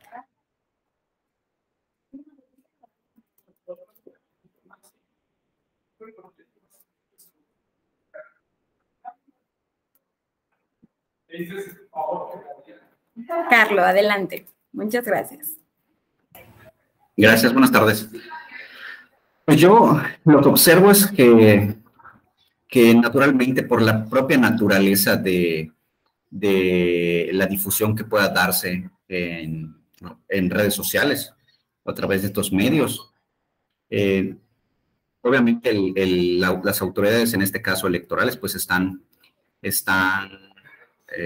ahora sí que obligadas a tener pues un cuidado muy estricto respecto al momento de valorar las pruebas que se puedan dar dentro de algún procedimiento o juicio o algún recurso, ¿no? Y esto porque pues vemos la facilidad con la que se puede confeccionar algún contenido, ¿no? Vemos que en el video que nos compartiste, pues un técnico obviamente construyó un sistema informático con la capacidad de emular a una persona, ¿no? Entonces, pues vemos que es viable generar este tipo de información o de noticias que puedan incidir en una contienda electoral y no necesariamente van a ser reales, ¿no? O sea, obviamente ante este escenario, pues las autoridades que les toca investigar o a quienes les toca sancionar conductas que puedan ser contrarias a las contiendas electorales, indudablemente van a tener que ser muy objetivas al momento de valorar este tipo de elementos, ¿no? Y bueno, en general eso es lo que me llama más la atención. Ya en la práctica de la función electoral, pues nos toca siempre tener esa precaución, ¿no? Sin embargo, pues a veces creo que pasamos por alto este tipo de aspectos que suceden, ¿no? Día con día se van perfeccionando y pues no sabemos de qué manera los actores políticos pueden hacer uso de este tipo de herramientas, ¿no? Muchas gracias, Carlos. Sí, o sea, el tema de la sofisticación de estas noticias falsas, ¿no? Quizás cuando tenemos imágenes, imágenes fijas, textos, sea más sencillo hacer este cruce de fuentes de información y poder identificar si entonces la información ante la cual estamos, este mensaje, es real o no es real, ¿no? Pero con este tipo de videos es más difícil porque nos están jugando un poco al contrario a los sentidos, ¿no? Tenemos voz, tenemos imagen, todo el contexto que dificulta y además también de forma forma técnica, ¿no? Con estos tiempos tan reducidos, con recursos reducidos en las propias instituciones, poder hacer este análisis. Adelante, Carlos. Sí, y como comentas, igual va a depender de la conducta procesal que se pueda observar ya sea en un juicio, en un procedimiento, en la sustanciación de un medio de impugnación, ¿no? Entonces, obviamente, cuando al juzgador le toque confrontar este tipo de materiales, ya sean videograbaciones o textos, pues va a valorarlo de frente pues tanto las conductas procesales de las partes como a los dichos y a otros elementos que puedan generar indicios, ya sea para tener por ciertos, pues, este contenido o para desvirtuarlos, ¿no? Creo que también es parte de este ejercicio, ¿no? Sí, claro, de la valoración, ¿no? Y un tema que mencionabas también era resaltabas la formación de quien generó estos videos, estas prácticas con Obama y con Bush y con todos estos personajes. Sin embargo, algo que quería destacar es que existen varias plataformas, aplicaciones, incluso de celular, con las cuales se pueden hacer estos juegos, ¿no? Que no es algo pues lejano, aunque no es algo a lo que no puedan tener acceso los distintos actores políticos, los partidos, para poder utilizarlos como parte de sus estrategias, y que entonces pues implica también esta previsión por parte de las autoridades. Adelante. Sí, por ejemplo, a mí me ha tocado valorar como medios de prueba en algún juicio que ofrecen supuestas conversaciones o pantallazos de mensajería instantánea como WhatsApp, ¿no? Entonces ahí obviamente si no hay algún elemento que refuerce este supuesto diálogo en esta mensajería, pues obviamente pues no puede dar certeza en quien le toca juzgar, porque como comentas, hay aplicaciones que tienen como fin generar pláticas de WhatsApp que parecieran legítimas, pero pues no son más que resultado de una construcción informática, ¿no? Claro. Claro, lo mismo con tweets o con publicaciones, ¿no? Que a veces vemos por ahí noticias falsas de la estampa de un tweet de algún personaje que identificamos claramente que al final en realidad es una noticia falsa. Vamos un poquito a entrar al tema de las regulaciones y de estos tres modelos, que no es que propiamente alguien haya dicho que existen estos tres modelos de regulaciones del Internet y de las redes sociales, pero que es posible identificarlos a partir de la propia interacción de los usuarios, de la incidencia que tiene el Estado y los distintos tribunales y cómo se han conseguido orientar la actuación de estas plataformas. Tienen por acá en pantalla el estadounidense, el europeo y el asiático, y vamos del más laxo a los más restrictivos.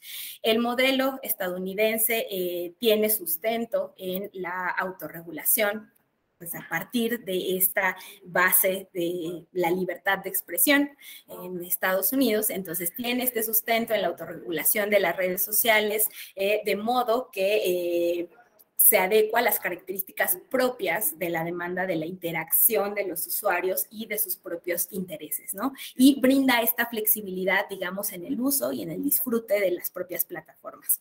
Y en este modelo, pues, lo que se plantea es minimizar o reducir la intervención del Estado y del ámbito judicial para dejar cualquier asunto o cualquier conflicto que se presente en estas plataformas con usuarios en el ámbito particular, ¿no? Que puedan acceder sí a la justicia los usuarios, pero que sea desde el ámbito particular.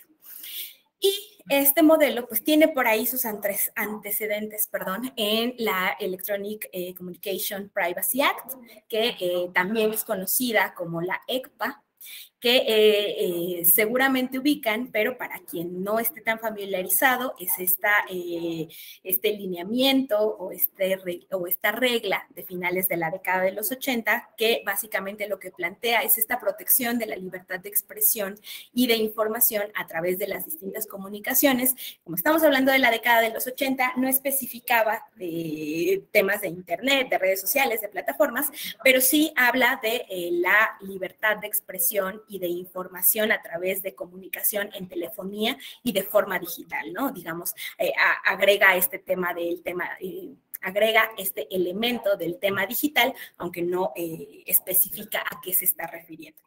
Y aunque este modelo es el más laxo, sí se han presentado casos, o sí se presentaron casos por ahí ante la Corte estadounidense que intentaron, pues, digamos, no reducir la libertad de expresión, pero sí cuestionar qué tanto las propias plataformas podían beneficiarse de esta libertad de expresión con los contenidos que se difundían. Y por ahí tenemos una sentencia que es la de Stratton-Oakman contra Prodigy. Este es un caso de los 90, es decir, es posterior a la ECPA, en la que Stratton era una empresa que es de inversiones y que básicamente demandó a Prodigy porque Prodigy en su momento publicó, alguien más, fue un tercero, publicó información de que Stratton-Oakman lo que hacía era inversiones fraudulentas, ¿no? Estaba, digamos, difamándole. Y entonces Stratton interpone esta sentencia, llega a la corte. Y por ahí lo que se dijo en su momento, o a partir de esta sentencia, es que se crea la Communication Decency Act, o la CDA, que ya es de 1996, pero que retoma esta sección 230, esta que les pongo por acá, que ya venía en la ECPA, que lo que decía era que ningún proveedor o ningún usuario de un servicio informático puede ser tratado o puede ponérsele la condición de ser el editor, el hablante o el creador de un contenido. ¿A qué nos referimos con esto? Básicamente, Prodigy prestó la plataforma, prestó el espacio para que otro usuario hiciera estos comentarios de esta empresa de inversiones y entonces no se le podía castigar a Prodigy por haber puesto a disposición el canal, ¿no? Él no es el creador del contenido, él no es el hablante y entonces se tiene que, en todo caso, juzgar o comenzar este análisis de una supuesta difamación quizás hacia esta empresa, pero no a Prodigy por haber prestado este espacio.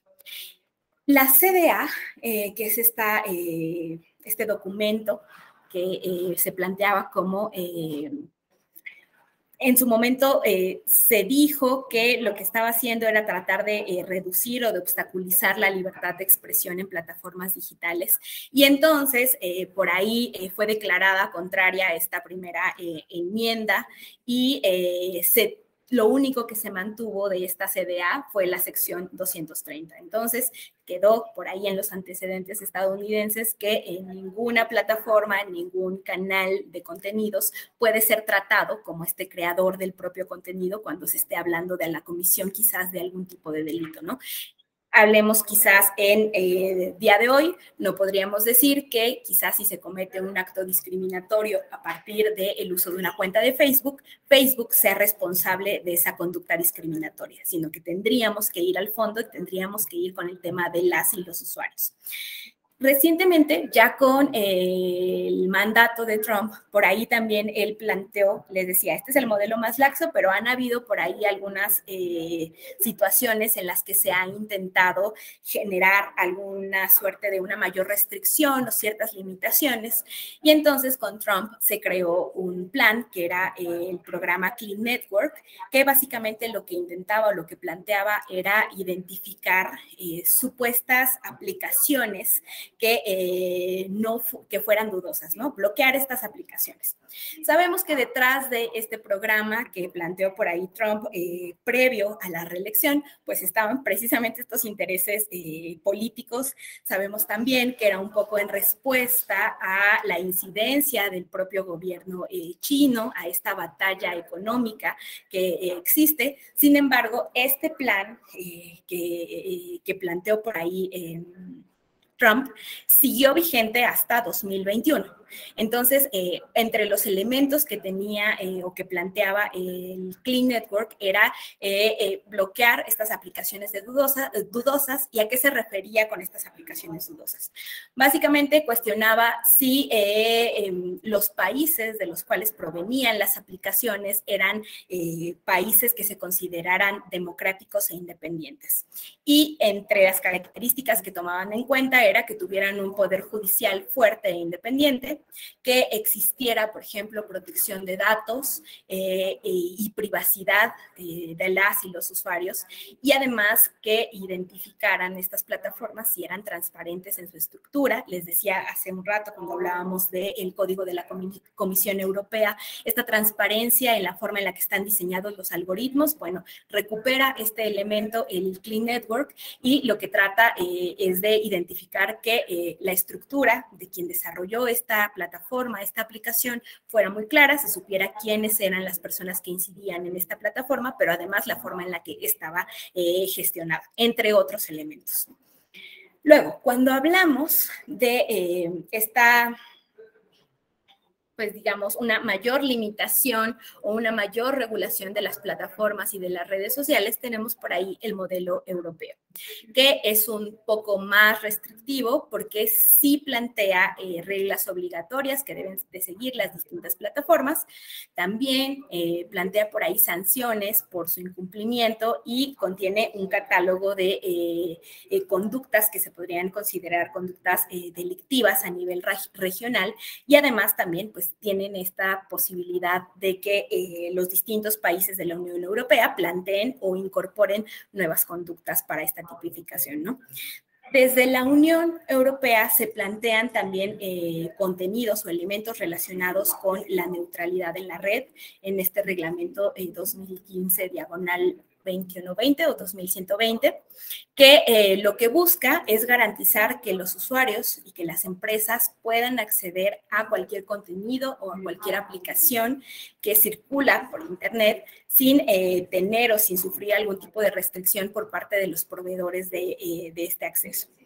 Solo existen, digamos, en este reglamento 3 elementos para la restricción de los contenidos. El primero es el tema de la ilegalidad, es decir, si se está vulnerando algún principio, entonces aplica el derecho de cada estado de la Unión Europea y entonces se puede restringir los contenidos de esta plataforma o de esta aplicación. Y luego tenemos por seguridad. También se puede hacer la restricción de los contenidos por seguridad para asegurar la integridad de la web, la integridad de la Internet y también la congestión o bloqueo de las redes. Y ustedes identifican estos casos de ya se nos cayó WhatsApp, ya se nos cayó Facebook. Bueno, muchas veces es porque tenemos a varios usuarios, tenemos problemas en la propia estructura, en la propia configuración, y entonces una forma para poder restringir los contenidos es pausar el flujo de información, el flujo de las plataformas en algún momento, ¿no? Y estas medidas específicamente en este reglamento se señalan que tienen que ser solamente temporales, ¿no? Porque de otro modo se estarían afectando los distintos derechos y las distintas libertades que tienen las personas en la realidad, en el mundo analógico, pero específicamente hablando como estos derechos digitales que veíamos hace un rato, ¿no? Libertad de expresión, de asociación y otros derechos que por ahí revisamos. Pero quizás el principal avance o incidencia que ha tenido el modelo europeo cuando hablamos de la regulación de redes sociales es el tema del uso y el tratamiento de los datos de los usuarios.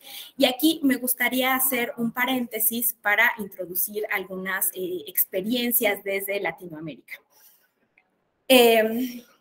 Cuando hablamos del caso de la región latinoamericana, no podríamos identificar que tenemos propiamente un modelo de regulación de redes sociales, pero sí existen distintas propuestas en distintos estados de la región. Sobre todo, se han recuperado mucho el tema de la protección de datos y de la transparencia. Es el caso mexicano, hemos recuperado la experiencia europea y, por ejemplo, tenemos estos derechos ARCO de acceso, ratificación, cancelación y oposición, pero también en el caso latinoamericano hay una preocupación, sobre todo en los últimos 10 años, mayoritaria por el tema de las noticias falsas y de la posverdad. Y entonces ha habido varias propuestas en varios países sobre la regulación de estas noticias falsas. Digamos que la primera propuesta que se hizo por ahí fue en Venezuela en 2005, con una reforma que se hizo al Código Penal en la que se incorporó que se podía sancionar hasta por 5 años a una persona por la difusión de noticias falsas. Sin embargo, aunque existe este antecedente, aunque tenemos este aspecto de 2005 en Venezuela, en realidad este elemento hablaba de difusión de noticias por cualquier medio, ¿no? Entonces, quizás no es tan cercano al tema de la materia digital o de la comunicación digital. Pero, les decía, en los últimos años hemos tenido un boom. Tenemos una propuesta en la Ley Brasileña de Libertad, Responsabilidad y Transparencia que obliga o que plantea que las plataformas excluyan cuentas que difunden noticias falsas y además también en esta propuesta les permite requerir algún tipo de documentación oficial para acreditar su identidad. Es decir, para evitar este anonimato en las redes sociales, buscamos, o lo que se intentó desde esta ley es que las propias plataformas exijan alguna suerte de identificación a las y los usuarios para entonces poder vincular persona con cuenta, y a partir de ello, en caso de que cometan alguna falta y difundan noticias falsas, pueda existir alguna sanción al respecto.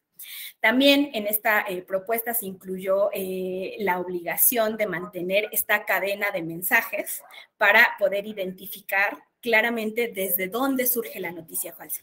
Sabemos que esto es algo que no recuerdo si por ahí les mencioné cuando hablábamos de noticias falsas.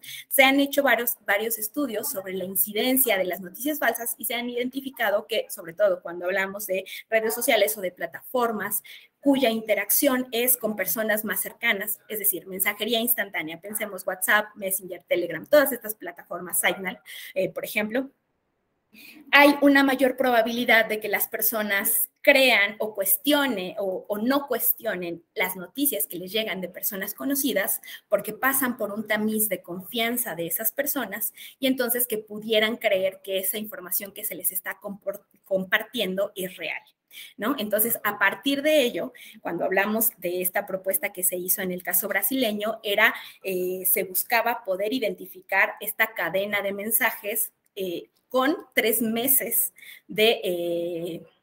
con un periodo, con un plazo de 3 meses. Es decir, las plataformas, cuando sabemos que existe esta protección de nuestra privacidad, lo que estaba diciendo la ley era, le va a exigir a la plataforma que guarde tus conversaciones durante 3 meses, todas tus conversaciones durante 3 meses, para poder analizar cómo te vinculaste con los usuarios, las fechas, las horas, desde dónde vinieron los mensajes y poder identificar en todo caso si existió o no existió una noticia falsa.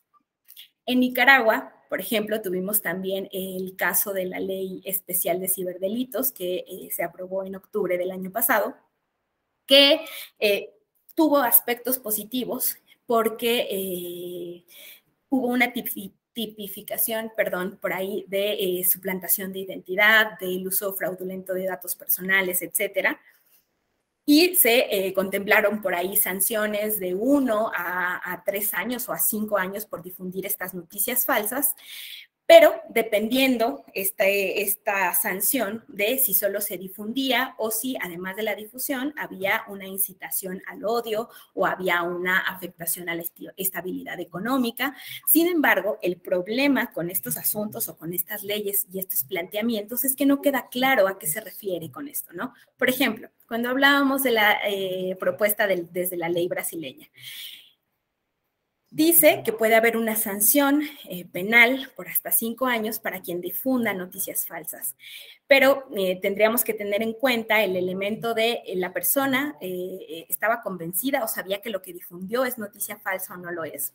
En este caso, en el caso de Nicaragua, ¿a qué nos referimos con este incitar al odio o afectar esta estabilidad económica? ¿No? De estos elementos que no se toman en consideración o que no se analizan a profundidad con las propuestas que se han hecho por el simple hecho de intentar evitar que se sigan difundiendo noticias falsas.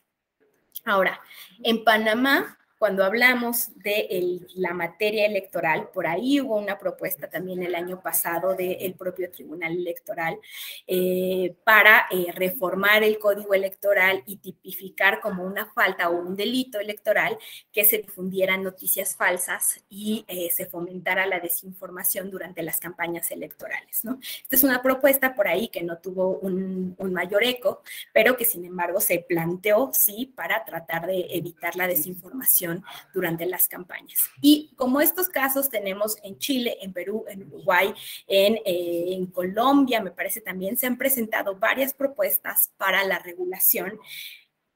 Y aunque tenemos modelo laxo en Estados Unidos, en el caso europeo, este tema con una mayor protección de transparencia de datos personales, pero sí una mayor regulación de las plataformas, esta identificación de qué conductas pudieran ser delictivas o no. En el caso latinoamericano, podríamos identificar que en realidad estamos hablando de un sistema de responsabilidades civiles, ¿no? Difamación, faltas, por ejemplo, al honor, todos estos temas que, claro, tendrían que analizarse en el contexto específico, en el estado en específico y con las leyes, con las normativas en específico, pero estamos hablando ya de un sistema de responsabilidad civil. Y por último, tenemos este modelo asiático, que es el modelo más restrictivo, que obedece, como todas las regulaciones, como todas las normas, al contexto, al sistema de gobierno, etcétera, pero que lo que sí plantea este modelo asiático es un bloqueo de páginas, de contenidos y además, pues la posesión propiamente de datos o de información privada de las y de los usuarios. Por ejemplo, existe por ahí la Ley de Seguridad Cibernética China, que es de 2017, que le requiere a todos los operadores de Internet que operan en ese país que tienen que tener a disposición la información de los usuarios para controles aleatorios por parte de las autoridades. O por ahí la ley de criptografía, que básicamente lo que plantea es que obliga a que las distintas plataformas extranjeras que ya estén trabajando o que estén brindando este servicio a los usuarios en el territorio, tienen que guardar cierta información para poder llevar a cabo estos análisis por parte de las autoridades, ¿no? Claro, a la par de este desarrollo un tanto más restrictivo, existen también reglamentos o leyes que lo que buscan es proteger de cierta forma la información de los usuarios y entonces le exigen al Poder Judicial o a los órganos de seguridad pública que no revelen los datos porque entonces hay sanciones al respecto. Sin embargo, pues ya hay una restricción de los contenidos, hay una moderación de los contenidos y al mismo tiempo hay una posesión de los datos privados de las personas, ¿no? En México, por ahí, ustedes recordarán que en 2020 hubo una propuesta en el Senado de regulación de las redes sociales y, por ejemplo, si quieren revisar un poquito más de esta propuesta de regulación, incluso desde el propio Instituto de Investigaciones Jurídicas se generó por ahí un seminario para hablar y analizar los distintos modelos que existen en los países y reforzar este estudio que se hacía a propuesta del Senado, ¿no? Entonces, si tienen oportunidad, yo les recomendaría por ahí buscar en YouTube este seminario para que puedan entrar un poquito más en el tema. Ahora, otro instrumento con el que se cuenta, o varios 3 instrumentos con los que se cuentan cuando hablamos de la regulación de contenidos es, primero, este que tienen por acá, los principios de Santa Clara. No sé si han escuchado hablar de estos principios. Básicamente fueron creados para la moderación de los contenidos en consenso por las distintas aplicaciones y por las distintas plataformas. Después de estos escándalos, Cambridge Analytica, el juicio de Zuckerberg, todo esto que sucedió, las distintas plataformas, los empresarios decidieron que era momento de generar unos principios éticos. Y entonces se plantearon estos principios de Santa Clara. El año pasado, por ejemplo, se hizo una actualización en la que participaron distintas organizaciones de la sociedad civil a nivel mundial. Por ahí hubo representación del caso mexicano, me parece que fue la red 3 de 3 quien hizo aportaciones al respecto.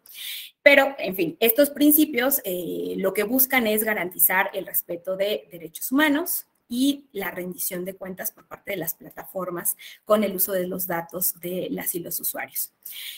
Y al respecto, hay también un fuerte cuestionamiento sobre quiénes son las y los responsables de la moderación de los contenidos. Como ya vamos un poquito tarde, no voy a abrir ese debate en la sesión. Sin embargo, hay varios planteamientos de quiénes tendrían que ser los que moderen los contenidos. El Estado, las plataformas, o desde dónde, o los propios usuarios, ¿no? Al menos estos tres elementos se tienen que tener en consideración. Y también las repercusiones de que, por ejemplo, sea el Estado quien modere los contenidos, porque estamos hablando de posible vulneración a los derechos humanos, a la libertad de expresión, al derecho a la información, y también una suerte de no tenemos todos los recursos, ¿no? El Estado no dispone de tantos recursos para hacer este monitoreo de contenidos. En un minuto en Internet pueden difundirse miles de mensajes. ¿Quién va a hacer este monitoreo? ¿Se va a hacer con algoritmos? ¿Quién va a diseñar estos algoritmos? ¿Quién va a hacer la supervisión de estos algoritmos, ¿no?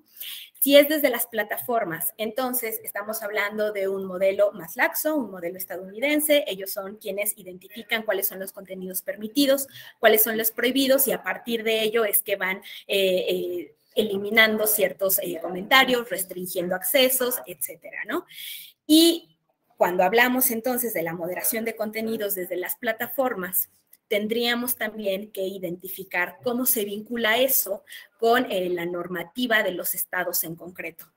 Pensemos en una campaña electoral, en la comisión de algún delito electoral a partir del uso de redes sociales o del uso de Internet.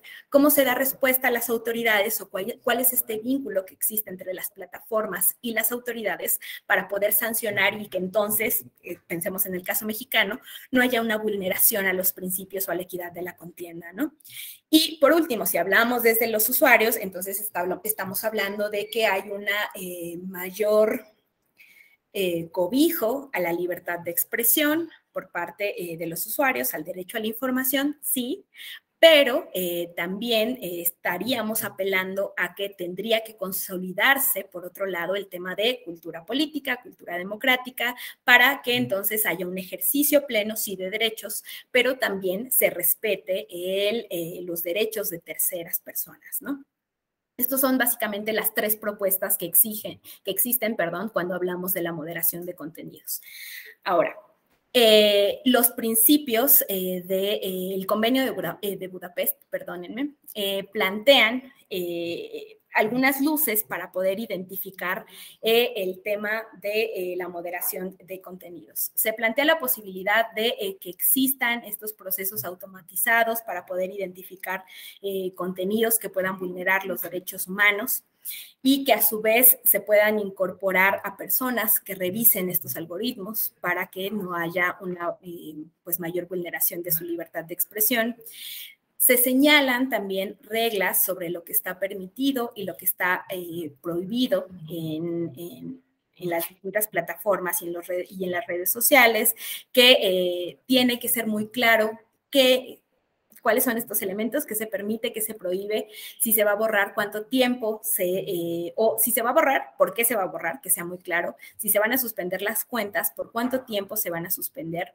Tienen que además permitir o Sí, permitir que haya una competencia cultural. ¿A qué nos referimos con esto?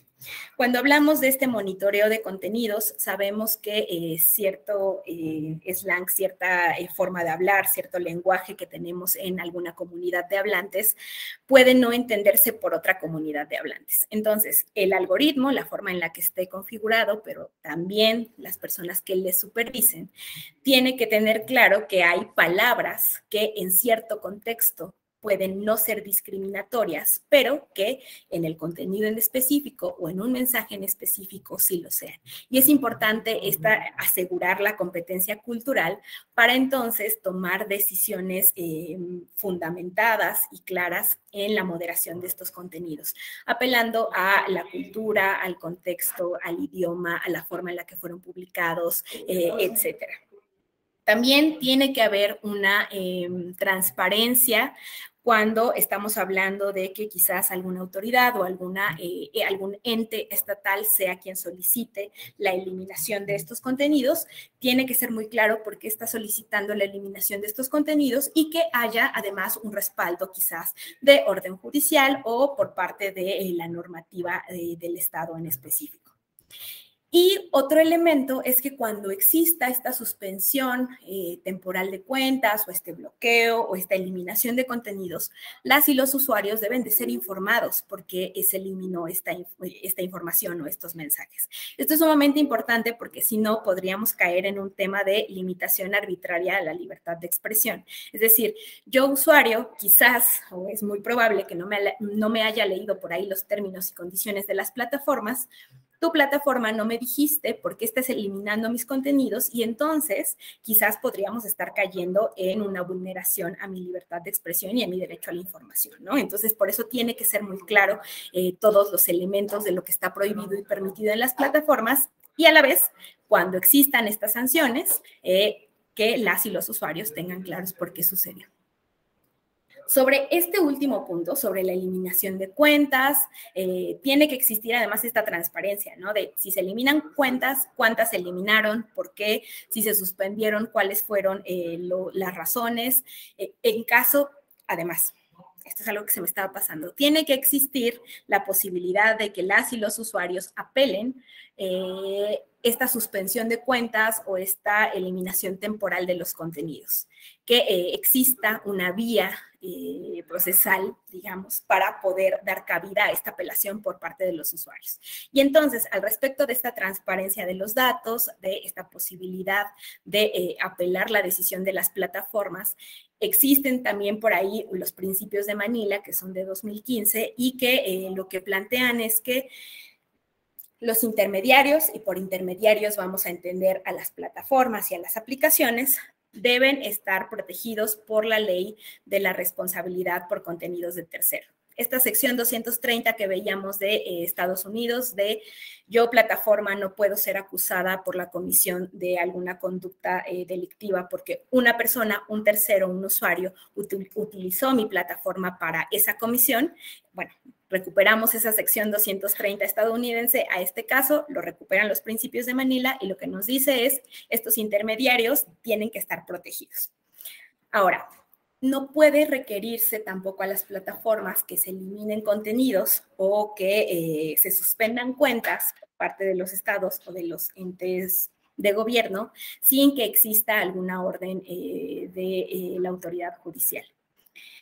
Cuando hay, por ejemplo, peticiones de restricciones a contenidos, a mensajes, etcétera, estas restricciones de los contenidos tienen que ser muy claras. ¿Por qué se está solicitando? Tiene que ser inequívoco y se tiene que además respetar el debido proceso que cada una de las plataformas haya impulsado para ello. Y últimos dos elementos que por ahí recuperan los principios de Manila son el tema de que existan todas estas leyes, órdenes, prácticas que se implementen tienen que cumplir con el test de necesidad y de proporcionalidad para evitar estas limitaciones arbitrarias a la libertad de expresión. Recordemos desde estándares internacionales, cuando hablamos de estas limitaciones a la libertad de expresión, estamos hablando de, pueden ser para proteger salud, moral pública y derechos de terceras personas, ¿no? Entonces, retomamos estándares internacionales y esto es lo que se tiene que tener en consideración también en esta aplicación de esta test de proporcionalidad para la aplicación de algún tipo de regla al respecto. Y les decía, el último es el tema de que todas las leyes, las políticas, lineamientos, estas prácticas de cualquier tipo de restricción de contenidos tienen que respetar este debido proceso y tienen que incluir esta transparencia en cuántos procesos se han llevado a cabo, cómo se llevaron y por qué, y cómo es que se resolvió al respecto de algún asunto, ¿no? El tema de la responsabilidad y rendición de cuentas. Bueno, después de este acelere de temas, les decía, el día de mañana lo que van a analizar por ahí con el profesor Rafael Caballero es ya ver casos concretos en materia de redes sociales en nuestro país. Por ahí, si no estoy en lo incorrecto, van a revisar estos criterios orientadores por parte del Tribunal Electoral, qué es lo que ha dicho cuando hablamos de videos en YouTube, qué es lo que ha dicho de tweets, retweets, quizás por ahí vean algo de los temas de fiscalización, etcétera. Pero básicamente este es el panorama previo a ya entrar con el análisis y las pruebas en materia electoral. Muchísimas gracias por su atención, por su participación esta tarde semicalurosa. Gracias por sus participaciones. Y si tienen, por acá les dejo esta presentación, ustedes la pueden consultar en nuestro portal de materiales de consulta, por ahí están. Aquí está la sesión 1, que es lo que vimos el día de hoy. En esta sesión 2, les decía, mañana van a platicar con el profesor Rafael Caballero, pero por ahí vienen también los criterios.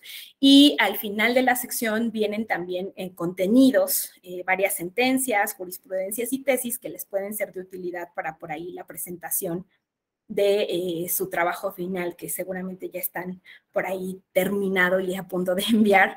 Entonces, van a poder ahí tener, consultar bibliografía, jurisprudencia, sentencias, están ahí disponibles. Y por aquí abajo están todas nuestras cuentas, redes sociales, Twitter, Axis y mi correo electrónico en caso de que tengan alguna duda al respecto de la sesión, de lo que vimos, o si les puedo apoyar con materiales que tengan que ver con redes sociales y con internet, con gusto por ahí mándenme un correo y les respondo al respecto.